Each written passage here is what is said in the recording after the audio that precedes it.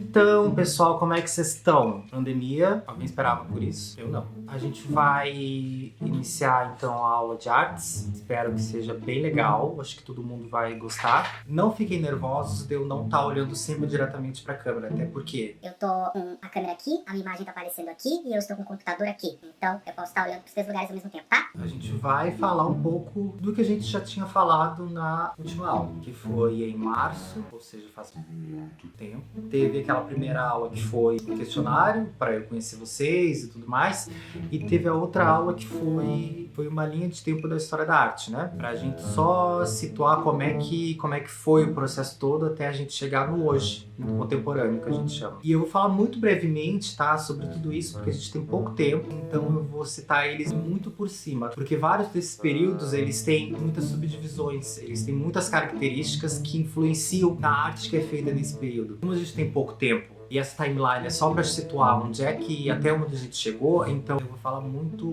por cima de todos esses períodos. E vamos começar. A gente vai começar com pré-história. Então, a pré-história, como a gente sabe, ela se divide em 3 períodos: Paleolítico, Neolítico e a Idade dos Metais. No período Paleolítico, o que a gente tem, então? A gente tem o surgimento dos primeiros seres humanos, que são o quê? Nômades. O que são povos nômades? São povos que eles mudam de lugar de acordo com as condições daquele ambiente, né? Eles vão mudando de lugar para achar melhores condições para plantar, melhores condições para caçar, então eles vão mudando sempre de lugar sem ficar num lugar fixo. Então o Paleolítico se divide em 2 períodos principais, que são o Paleolítico inferior e o Paleolítico superior. Então no Paleolítico inferior surge uma coisa muito importante pra gente até hoje, que é o fogo.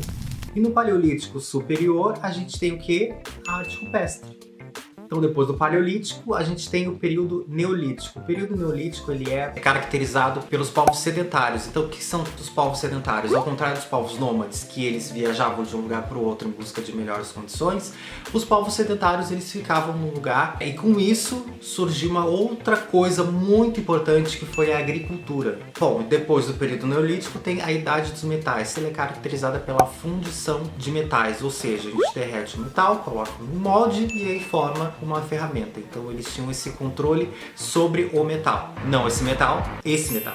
Não se tem muita certeza sobre por que eles faziam essas figuras, tá? Não se tem muita certeza do propósito disso. Algumas teorias dizem que o propósito era ornamental, outros dizem que era algum tipo de ritual, desenhando a cena desse homem caçando. Eles achavam que assim iam já enfraquecer o animal nesse ritual de desenhar a ação, eles já iam enfraquecendo o animal e quando eles fossem caçar de verdade, o animal já estaria enfraquecido. Da pré-história, a gente já pula para um outro período muito interessante, que é a Mesopotâmia. Lembram que a Mesopotâmia, o que significa? Significa região entre rios, entre o rio Tigre e o rio Eufrates. O que surge aí então na Mesopotâmia? Lembra que lá no período Neolítico os povos já começavam a ficar sedentários? Então nessa formação começavam a surgir as famílias, os bairros, os estados, e aqui no período da Mesopotâmia surgiu as cidades-estado. E aqui na Mesopotâmia é legal a gente ressaltar que surgiram vários povos dentro dessa região entre rios, que são sumérios, babilônios, hititas, acádios, assírios, persas. Então aí a gente já pula um período muito interessante, que foi o Egito.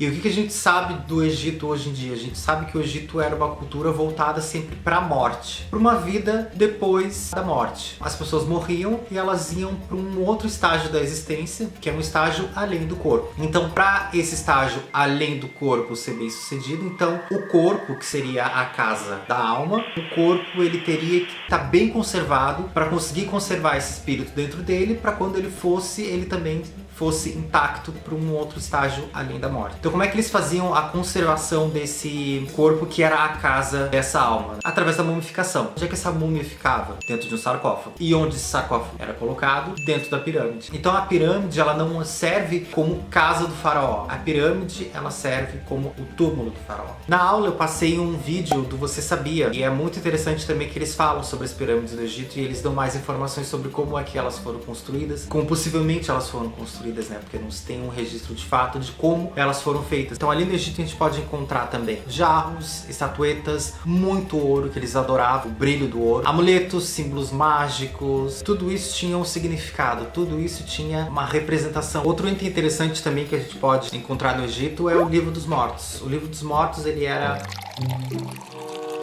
um livro de desenhos e escritos em rolos de papiro. Contava uma história, além de ter instruções para o morto na sua viagem para o outro mundo. Bom, agora a gente entra na Grécia. Vai aparecer aqui, ó. Enquanto lá no Egito a gente tinha uma arte ligada à vida após a morte, ao espírito, aqui na Grécia a gente tem uma coisa diferente. Uma arte voltada mais para o ser humano, mais para a vida cotidiana do ser humano, mais para as questões filosóficas, mais para o corpo, mais para a inteligência. Não que a arte do Egito ligada à espiritualidade não seja inteligente, eu estou dizendo que a gente tem uma arte mais, como a gente falou lá na aula, antropocentrista. Homem no centro de tudo. Uma arte tão voltada para o ser humano, tão voltada para as questões sociais e questões filosóficas, tão mais racional que até os deuses eles tinham formas humanas, né? Isso pode ser encontrado muito nas mitologias gregas. É muito interessante da gente ler mitologia grega porque a gente percebe como é que eles queriam contar as coisas da vida cotidiana, do mundo. E para além disso, a gente tem, como eu falei, do racionalismo, um apreço muito grande pela beleza. O que era a beleza para eles? Era essa precisão anatômica, eram as proporções certas, era o ideal de um corpo perfeito. O que a gente tem então? Além das estátuas, a gente tem as ânforas, que eram vasos que retratavam cenas pintados em negativo e positivo. Além disso, na Grécia, a gente dá um destaque bem grande para as colunas gregas, que as colunas gregas elas estão em várias estruturas ali da Grécia. Uma delas é o Partenon. O Partenon era um templo em homenagem à deusa Atena, que era a deusa da sabedoria. Ela está também em Ágora, que era um espaço de convivência onde os gregos se reuniam para discutir o que surgiu também na Grécia, que foi a filosofia. A arquitetura grega, ela está presente também no Santuário de Olímpia, olhem esse nome, Olímpia, onde eram realizados os Jogos Olímpicos, que era em honra aos Zeus. Então ainda dentro da arquitetura grega a gente tem essas primeiras estruturas que eram os famosos teatros, onde eles ensinavam as comédias gregas e as tragédias. Esse formato em meia-lua, ela dava uma boa acústica para que os atores conseguissem projetar a voz e todo mundo ali da plateia conseguisse escutar. Então aqui a gente já pula para um outro período, que é o período romano. Mas antes de falar do período romano, a gente tem que falar de uma civilização chamada civilização etrusca. Os etruscos, então, eles eram povos ali da região da Itália, onde fica hoje a Toscana, Florença. E como eles eram povos que tinham bastante relações comerciais, eles viajavam ali entre o mar Mediterrâneo. E como eles viajavam muito, eles pegavam várias influências de todos os lugares e levavam para a Itália. Uma dessas influências bem fortes que eles pegaram foi a Grécia. Então, por isso que Roma, nesse período, teve muita influência da arte grega. Agora sim, a gente vai para Roma. Então a arte romana ela foi caracterizada muito por essa expressão realista das coisas. Na arquitetura eles aprimoraram as colunas gregas, trazendo também a construção de portais, arquedutos, monumentos e templos, erguidos muito com a praticidade e inovação, como no caso do uso do arco e da abóbada nas construções. A gente também tem o Coliseu como exemplo disso. Olhem bem a estrutura do Coliseu. Ela não lembra uma estrutura que a gente vê toda quarta-feira de noite? Não sei. Ali em Roma também a gente tem o muito colorido, a delicadeza e a precisão nos detalhes da pintura, que já possuíam um começo de uma tridimensionalidade. Nessa época também de Roma, era outro lugar com outra cultura, né? Ainda que uma cultura muito baseada na cultura grega. Eles tinham todos os deuses gregos, só que com outro nome. Dentre eles, Vênus, Afrodite, Júpiter, Zeus, Diana, Ártemis, Minerva, Atena, Febo, Apolo, Terra, Gaia, Baco, Dionísio, Netuno, Poseidon, Juno, Hera, Plutão, Hades, Hércules, Heracles. Então nesse período tinha muitos deuses, tem deuses para tudo, mas isso vai mudar já já. Antes de entrar em outro período que é a Idade Média, a gente precisa falar de um período chamado Bizantino. Então esse período bizantino foi o período de transição entre o antropocentrismo para o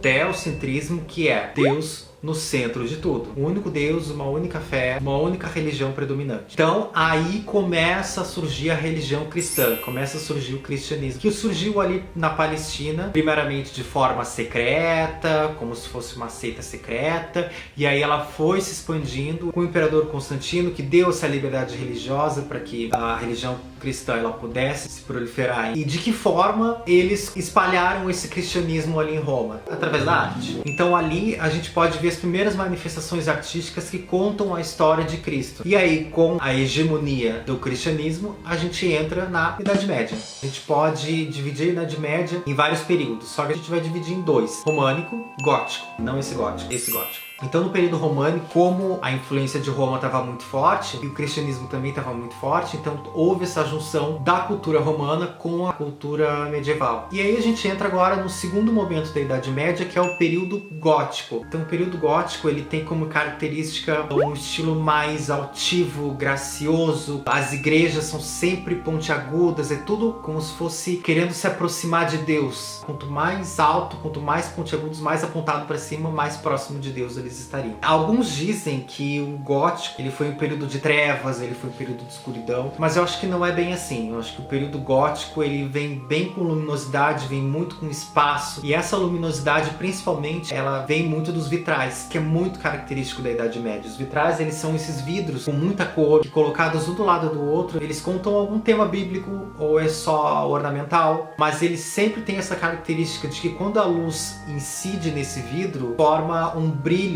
que ele reflete em tudo, principalmente dentro da catedral. Então, nesse período, a gente tem um cara muito influente chamado Giotto, que ele vai fazer muitos afrescos nas igrejas, nas paredes, tudo com temas bíblicos, né? Então, ele trouxe muito essa técnica da Grécia e Roma, que foi tentar se aproximar do real, e aprimorou esse jogo de luz e sombra, de perspectiva, de ilusão de 3D, para esse estilo gótico. Aqui em Rio Grande, a gente tem exemplo, assim, muito próximo do que seria uma arte gótica, que é na Igreja do Carmo. A gente consegue perceber algumas características em comum com outras igrejas ali do período gótico da Europa, né?